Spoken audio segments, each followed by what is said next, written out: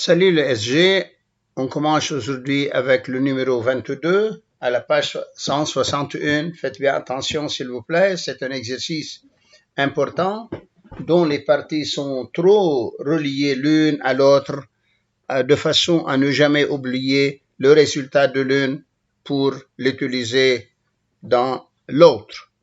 Ainsi, dans cet exercice-là, on nous donne un plan muni d'un repère orthonormal complexe. On donne deux points A et B d'affixes respectives moins 1 et plus 1 et M un point quelconque pour le moment. Voilà le point A, voilà le point B, un point M d'affixe ZM et un point N d'affixe 1 sur ZN. Ainsi, je peux faire maintenant varier cela pour vous faire remarquer, voilà, lorsque le point M varie, le point N aussi à son tour va varier. Alors, Z de N, c'est égal à 1 Z1 sur Zm. Dans la première question, on demande de démontrer que dans cette situation, la longueur de AN, elle est égale à AM sur OM. Puisqu'on parle de longueur, alors je passe au module. AN n'est autre que le module, la longueur du nombre complexe Zn moins Za, comme vous connaissez. Je remplace Zn, alors c'est 1 sur Zm moins Za toujours. Je remplace Zm par x plus iy, puisque c'est un point variable, le point M, moins 1 toujours, et j'obtiens là une certaine égalité, c'est x plus iy plus 1 en réduisant au même dénominateur sur x plus iy. Je fais séparer x plus iy en haut moins 1 pour obtenir z du point M moins z du point A. Le tout sur x plus iy qui n'est autre que z du point M. Et ainsi j'obtiens module de AM sur module de OM. Voilà alors cette première démonstration qui n'est pas compliquée. Maintenant, on me donne que M est variable, mais cette fois, sur le cercle de centre B et de rayon radical de 2. Ainsi, je peux comprendre que BM est égal à radical de 2. Donc, BM carré, c'est égal à 2. D'où j'écris l'équation de ce cercle et je trouve à la rigueur dans cette relation que x2 plus y2 est égal à 2x plus 1. Alors, on va regarder un petit peu la figure. Voilà le cercle dont on parle. Le point M varie sur ce cercle-là. Regardez, il varie sur ce cercle toujours. Et chaque fois où il varie, il va faire varier le point N de même. J'ai noté dans la figure ici des segments en vert, d'autres en bleu. On va voir dans la suite pour quelle raison. Voilà le point B alors. BM est toujours égal à radical de 2.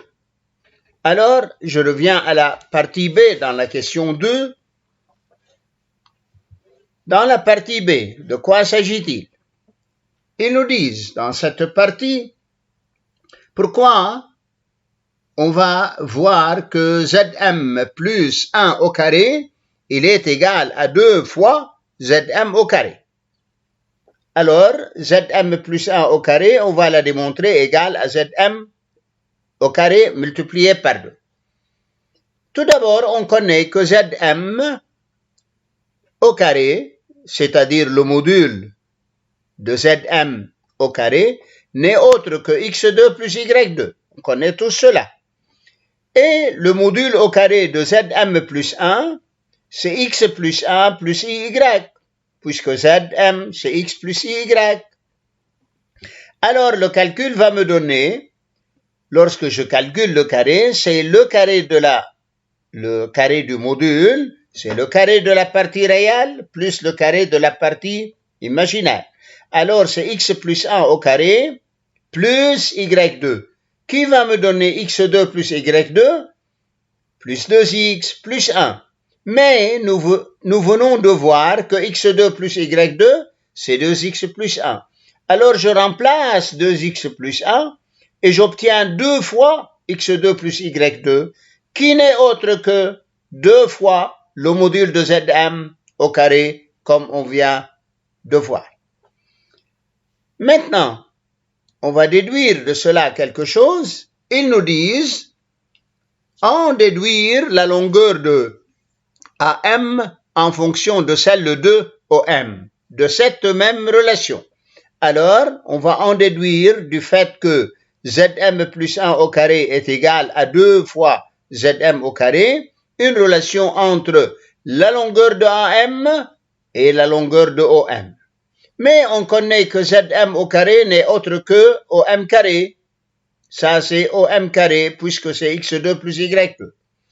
Et Zm plus 1 au carré n'est autre que Zm moins 1 au carré. J'écris le moins pour faire Z d'un point moins Z d'un autre. Alors, c'est Zm moins Za, qui est moins 1, élevé au carré. Alors, c'est la longueur de AM élevée au carré.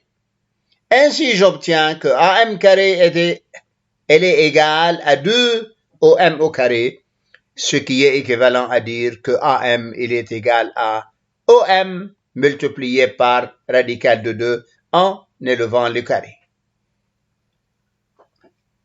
Dans la partie 3 maintenant, je vais utiliser la question 1, c'est-à-dire cette première relation-là, la question 1, pour calculer la longueur de AN.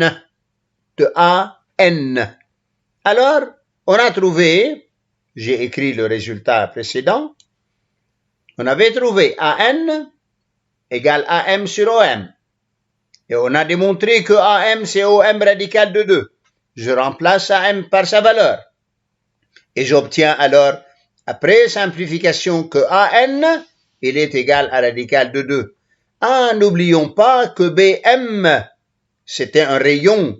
BM, c'est égal à radical de 2 aussi, puisque c'est situé de cette façon-là sur le cercle.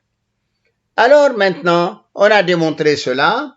On va essayer de voir dans la partie 4, partie A, en utilisant le résultat de la question deuxième A. Deuxième A, c'est-à-dire cette relation. Faites bien attention. x2 plus y2 égale 2x plus 1. Je vais alors l'utiliser pour démontrer, comme il demande, que 1 moins 1 sur Zm, il est égal à Zm plus 1 fois 1 sur Zm au carré. Alors, dans cette situation, j'ai commencé par 1 moins 1 sur Zm. C'est 1 moins, j'ai remplacé Zm par sa valeur.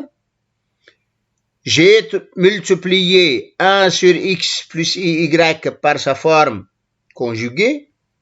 Alors, c'est x moins y qui reste au numérateur et x2 plus y2 au dénominateur.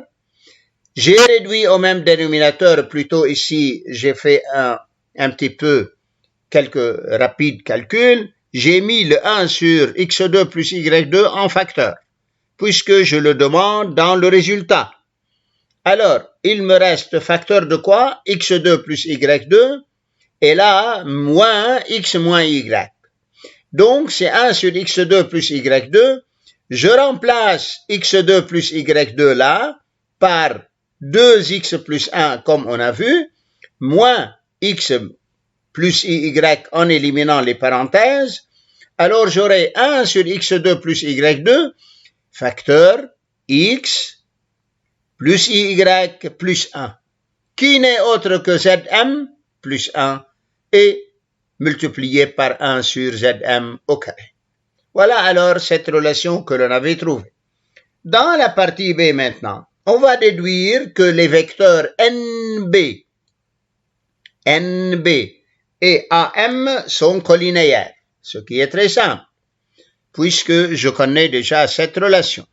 Je reviens à cette égalité que je viens de trouver, et je commence de nouveau par 1 moins 1 sur Zm que je transforme en unité ou bien en compréhension géométrique. Alors 1 moins 1 sur Zm, on l'a trouvé égal à 1 sur Zm au carré par Zm plus 1, ce qui est équivalent à dire que ZB qui est 1 moins Zn qui est 1 sur Zm, il est égal à 1 sur Zm au carré par Zm moins 1 qui est Za. Je l'ai écrit rapidement. Zm moins Za. C'est alors Z du vecteur NB égale 1 sur Zm au carré par Z du vecteur AM. Ainsi, je peux déduire que le vecteur NB lui-même, il est égal à 1 sur Zm au carré par le vecteur AM. Donc, c'est un vecteur qui est égal à un autre multiplié par K. Une constante. Ce n'est pas un nombre complexe là. C'est 1 sur un module, alors c'est un nombre réel. Ainsi, je déduis que NB et AM sont deux vecteurs collinéaires. Et en plus, ils sont de même sens, parce que 1 sur Zm au carré, c'est un terme strictement, c'est un réel strictement positif. Cela veut dire alors que, dans cette partie, puisqu'ils sont collinéaires, ou bien que les 4 points sont alignés, ou bien, si M n'est pas sur la droite AB, c'est-à-dire, attention, les deux vecteurs sont collinéaires, ils ont la même direction, en plus le même sens. Si maintenant M n'est pas sur la droite AB, c'est que les 4 points ne sont pas alignés. Alors, le quadrilatère ANBM, il va devenir un trapèze. Et isocèle, on va voir pourquoi. Il a d'abord NB et AM collinéaires. On va voir la figure maintenant. Alors, je passe à la figure. Regardez bien, on a démontré que les vecteurs NB et AM sont collinéaires, c'est-à-dire ils ont la même direction et ici le même sens. En plus, ça va me donner alors un trapèze.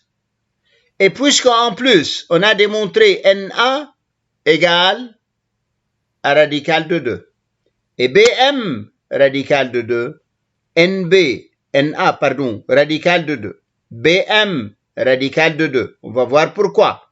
Alors, la figure devient un trapèze isocèle. C'est un trapèze isocèle. On va reprendre le calcul.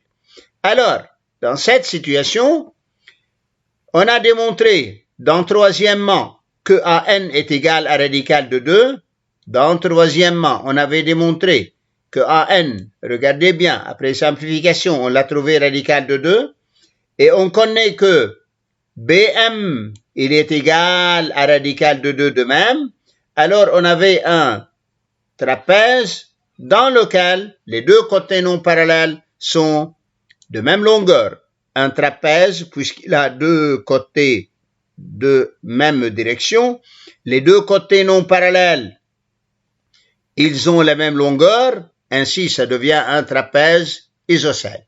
Remarquez alors cette situation-là, qui est toujours la même si je fais changer la position du point N.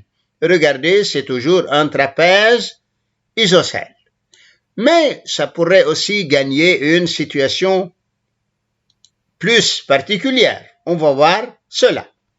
Alors, on a dit là, le quadrilatère est un trapèze isocèle ayant d'une part NB et AM collinéaires et d'autre part AN radical de 2 et BM aussi radical de 2. Dans la dernière question, il demande de démontrer que les normes de NB et de AM deviennent égaux lorsque le module de Zm est égal à 1. On va voir cela. On a trouvé alors que NB, c'est 1 sur Zm au carré par AM. Elle est toujours là, la relation. Alors, si le module de Zm est égal à 1, c'est-à-dire si le point M est en même temps sur le cercle précédent et sur le cercle nouveau, puisque le module est égal à 1, alors OM égale 1, alors c'est sur le cercle de centre O et de rayon 1. Alors on obtient NB égale AM. On va voir la situation. On va tracer le cercle que vous connaissez. Regardez, ça c'est le cercle de centre O et de rayon 1. Si M est situé sur ce cercle, on va alors faire la position de M sur ce cercle. En même temps sur le premier cercle et sur le deuxième.